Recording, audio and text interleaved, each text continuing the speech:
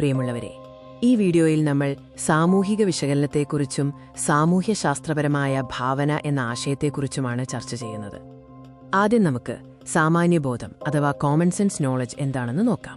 വ്യക്തിപരമായ അനുഭവങ്ങളിലൂടെയും സാമൂഹിക ഇടപെടലുകളിലൂടെയും ലോകത്തെക്കുറിച്ച് നമ്മൾ നേടുന്ന നേരിട്ടുള്ള ധാരണയാണിത്. ഇത് ഔപചാരികമായ അറിവല്ല, മറിച്ച് ദൈനംദിന ജീവിതത്തിലെ അനുമാനങ്ങളാണ്. ദാരിദ്ര്യം, അസമത്വം തുടങ്ങിയവയെ സാമൂഹിക പ്രശ്നങ്ങളായി ഇതിൽ കാണുന്നു. സാമാന്യബോധത്തിന് ചില പരിമിതികളുണ്ട്. ഇതൊരു ഭാഗികമായ അറിവ് മാത്രമാണ്. ശാസ്ത്രീയ പഠനങ്ങൾക്കോ നിരീക്ഷണങ്ങൾക്കോ പകരം ഇത് വാർപ്പുമാതൃകകളെയാണ് അടിസ്ഥാനമാക്കുന്നത്.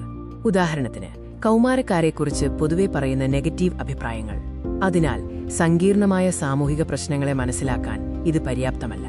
സാമൂഹിക ഘടകങ്ങളും സാമൂഹിക വിശകലനവും എങ്ങനെയാണെന്ന് നോക്കാം. വ്യക്തികളുടെ പെരുമാറ്റത്തെയും അവസരങ്ങളെയും സ്വാധീനിക്കുന്ന കുടുംബം, വിദ്യാഭ്യാസം, സാമ്പത്തിക നില തുടങ്ങിയവയാണ് സാമൂഹിക ഘടകങ്ങൾ. ഈ ഘടകങ്ങൾ വ്യക്തികളെയും സമൂഹത്തെയും എങ്ങനെ ബാധിക്കുന്നു എന്ന് പരിശോധിക്കുന്നതാണ് സാമൂഹിക വിശകലനം. സോഷ്യോളജി എന്നത് സമൂഹത്തെക്കുറിച്ചുള്ള ശാസ്ത്രീയ പഠനമാണ്. കാൾ മാർക്സ്, എമിൽ ഡുർഖീം, മാക്സ് വെബർ എന്നിവർ ഈ മേഖലയിലെ പ്രധാന ചിന്തകരാണ്. ചാൾസ് റൈറ്റ് മിൽസ് അവതരിപ്പിച്ച സാമൂഹ്യശാസ്ത്രപരമായ ഭാവന എന്ന ആശയം വ്യക്തിപരമായ പ്രശ്നങ്ങളെ വിശാലമായ സാമൂഹിക ഘടനകളുമായി ബന്ധപ്പെടുത്തി വിശകലനം ചെയ്യാൻ നമ്മളെ സഹായിക്കുന്നു. സാമൂഹ്യശാസ്ത്രപരമായ ഭാവനയുടെ സവിശേഷതകൾ നോക്കാം. 1. ഇത് വ്യക്തിഗത കാഴ്ചപ്പാട് വിശാലമാക്കുന്നു. ഉദാഹരണത്തിന്, ട്രാഫിക് അപകടങ്ങളുടെ പിന്നിലെ നിയമവ്യവസ്ഥയുടെ പരാജയം തിരിച്ചറിയാൻ ഇത് സഹായിക്കുന്നു. 2. വ്യക്തിപരമായ പ്രശ്നങ്ങളും വലിയ സാമൂഹിക പ്രശ്നങ്ങളും തമ്മിലുള്ള ബന്ധം ആഴത്തിൽ മനസ്സിലാക്കാൻ ഇത് അവസരമൊരുക്കുന്നു. ഇതിന്റെ മറ്റ് സവിശേഷതകൾ ഇവയാണ്. 3. സ്വന്തം ചിന്തകളെ വിമർശനാത്മകമായി പരിശോധിക്കാൻ ഇത് സഹായിക്കുന്നു. 4. മറ്റുള്ളവരുടെ അനുഭവങ്ങൾക്ക് പിന്നിലെ സാമൂഹിക പശ്ചാത്തലം മനസ്സിലാക്കി സഹാനുഭൂതിയും സഹിഷ്ണുതയും വളർത്താൻ ഇത് സഹായിക്കുന്നു. കൂടാതെ 5. ഇത് വ്യക്തികളിൽ വിമർശനാത്മക ചിന്ത വളർത്തുന്നു. 6. പ്രതികൂലമായ സാമൂഹിക മാനദണ്ഡങ്ങളെയും വാർപ്പുമാതൃകകളെയും ചോദ്യം ചെയ്യാനുള്ള അവബോധം നൽകുന്നു. ഉദാഹരണത്തിന്, മാനസികാരോഗ്യം സംബന്ധിച്ച തെറ്റിദ്ധാരണകളെ തിരുത്താൻ ഇത് സഹായിക്കുന്നു. സാമാന്യബോധ സമീപനവും സാമൂഹ്യശാസ്ത്രപരമായ സമീപനവും തമ്മിലുള്ള വ്യത്യാസം ശ്രദ്ധിക്കുക.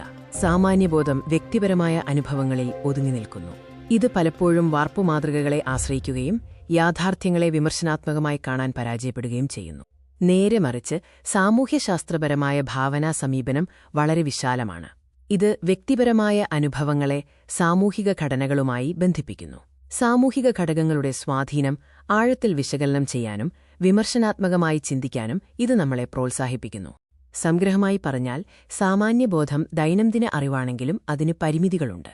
സാമൂഹ്യശാസ്ത്രപരമായ ഭാവന വ്യക്തിപ്രശ്നങ്ങളെ സാമൂഹിക പശ്ചാത്തലത്തിൽ കാണാൻ സഹായിക്കുകയും വിമർശനാത്മക ചിന്തയും സഹാനുഭൂതിയും വളർത്തുകയും ചെയ്യുന്നു. സാമൂഹിക പ്രശ്നങ്ങളുടെ ശാസ്ത്രീയ പഠനത്തിന് ഇത് അനിവാര്യമാണ്. ഈ വീഡിയോ കണ്ടതിന് നന്ദി.